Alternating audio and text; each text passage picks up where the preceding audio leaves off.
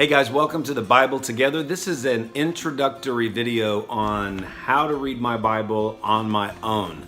Sometimes we go to church and we have our Bible, either, the actual form or in our phone, and we feel good because our leaders are telling us what to do. But what about when you're by yourself at home and you're just looking at it like, oh, where do I go?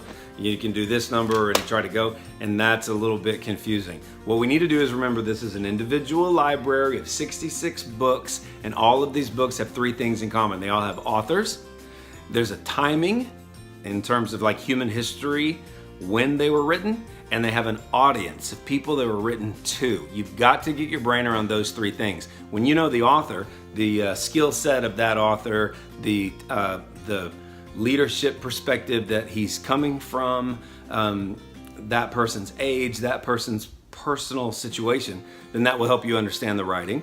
When you understand the timing, it gives you a bit of a, framework of when this thing was written in human history. And then the audience, the audience is key, because then you can know, okay, this book was written to specific people at a specific time that had a specific set of needs.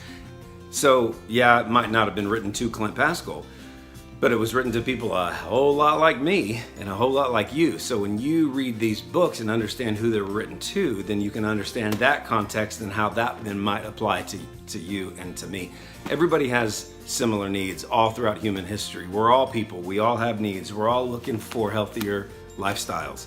And this book helps you with that. When you understand the author, the timing, and the audience, it's a lot harder to take something in here out of context. That's an awful thing to do with the Bible. You don't want to take a verse out of context and then try to mangle it into some other sort of a solution, and you wind up, the whole thing is dishonest. Let's not be dishonest with our Bibles. You want to read this on your own? Great.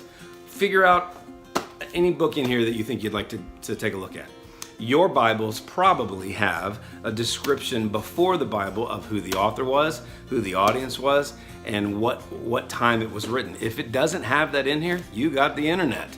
So all you got to do is go and Google these questions. Who wrote this book? What time was it written? And who was the audience? And I would encourage you always to find out that information. It'll take you like 5 minutes. Get your brain around that, and then dive into the book. And by doing that, you're going to really understand the context of what it can do for your life, what it already has done to other people's lives, and it just makes a lot more sense of this. You guys need to feel empowered to make this a part of your life and feel confident about it. Like you look at this and you're like, I feel confident, as opposed to the way a lot of people feel, like I feel terrified.